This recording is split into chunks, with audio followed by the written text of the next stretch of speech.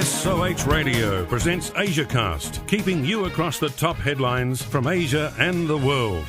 I'm Daniel Tang with AsiaCast. In this bulletin, China bans appeals in Beijing, nanoparticles linked to health dangers, and nearly half of India has been affected by drought. But first, here's our SOH focus on China. China's communist regime has issued a new ban on petitioners seeking justice who travel to the capital, Beijing. Masses of petitioners flock to Beijing daily with complaints about land grabs, police beatings, human rights abuses, and other legal abuses committed. It's a practice attributed to China's imperial past, when people seeking justice sought the emperor. Reflecting a profound distrust of local courts and officials, the huge numbers of petitioners have always been an embarrassment to the authorities. Petitions can now be filed online, and legal officials from Beijing will now visit areas with large amounts of complaints to review their cases. In an unprecedented case which links health problems in humans and nanoparticles, 7 young women suffered permanent lung damage, and 2 of them died after working with paint containing the particles at a factory in China. Sporadically using cotton gaze masks, the workers developed itchy eruptions on their arms and faces, as well as breathing problems after working without proper protection at the factory. Nanoparticles, which can be as tiny as 1/1000th of a meter or 1 nanometer, have shown in lab tests that they can damage rats' lungs. But researchers say this is the first time they have found proof that nanotechnology threatens human health. Nanoparticles may pose a danger due to their ability to slip through skin and be easily eaten or inhaled. And now for the rest of today's AsiaCast. North Korea says it's ready to restart negotiations over its nuclear program. However, it will only deal directly with the US, saying they want a new forum only with the United States, said U.S. New Mexico Governor Bill Richardson.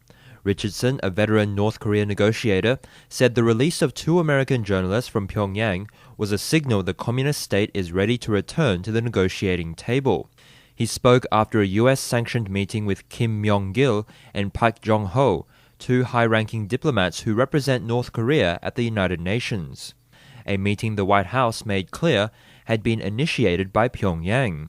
He also said North Korea will only deal with the US because they don't like the 6-party talks and fear more sanctions. You are listening to AsiaCast on the SOH Radio Network.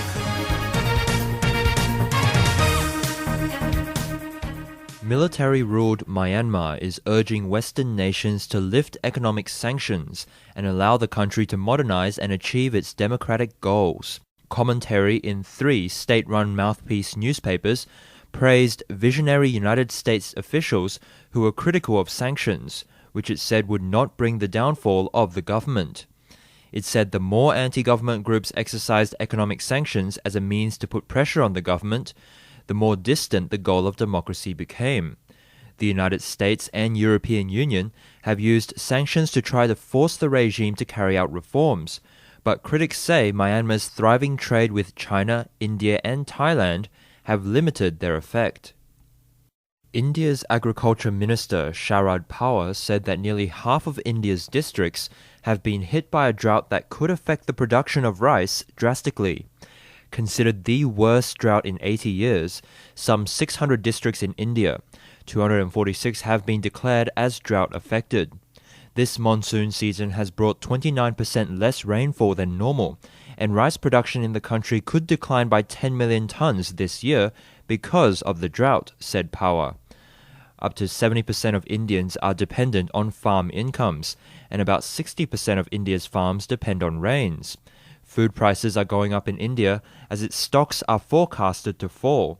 In the short term, India's drought is expected to force it to enter the world grain markets to feed its people. This is Daniel Tang with AsiaCast. AsiaCast, keeping you across the top headlines from Asia and the world.